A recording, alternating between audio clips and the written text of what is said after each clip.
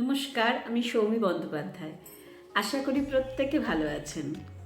আপনারা অনেকেই জানেন যে গত 25শে জানুয়ারি উৎসাহ মিউজিক স্কুলের এবছরের অ্যানুয়াল প্রোগ্রাম অনুষ্ঠিত হয়ে গেল উত্তরপাড়া গণভবনে। আমাদের এবছরের থিম ছিল গুরু শিষ্য পরম্পরা। তো সেই থিমের ওপর বেস করেই একটা বিশেষ সেগমেন্ট রাখা হয়েছিল, যার নাম ছিল গল্পে কথায় গুরু শিষ্য পরম্পরা। সেই পর্বে আমাদের সঙ্গে ছিলেন বিখ্যাত গুরু শিষ্য জুটি, মানে গুরু হিসেবে ছিলেন অভিনেতা চন্দন সেন এবং তার শিষ্য হিসেবে ছিলেন আরেক অভিনেতা শান্তিলাল মুখার্জি। তো এই পর্বটা নিয়ে আমি আর অনির্বাণ যখন প্রিপারেশন নিচ্ছি, সেই সময় চন্দনবাবু একদিন বললেন যে তাদের সম্পর্কে আরও বেশ কিছু ইম্পর্টেন্ট তথ্য আমরা পেতে পারি ঋতব্রতর কাছ থেকে।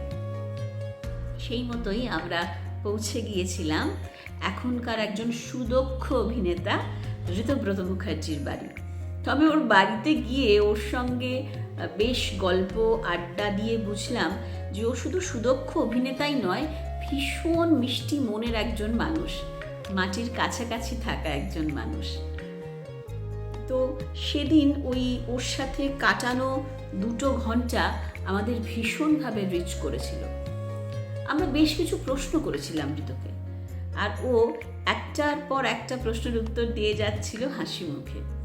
তো আমাদের বিভিন্ন প্রশ্নের উত্তরে ঋতু কি বলেছিল সেগুলো নিয়েই আমরা আসব পরবর্তী বেশ কয়েকটা পর্বে। আশা করি আপনাদেরও ভীষণ ভালো লাগবে ঋতুর কথা শুনতে। তাহলে গুরু চন্দন সেন, বাবা শান্তিলাল মুখার্জি, থিয়েটার, সিনেমা, নাট্য আনন্দ, এই সব কিছু নিয়ে আমরা আসছি আনকাট ঋতব্রততে।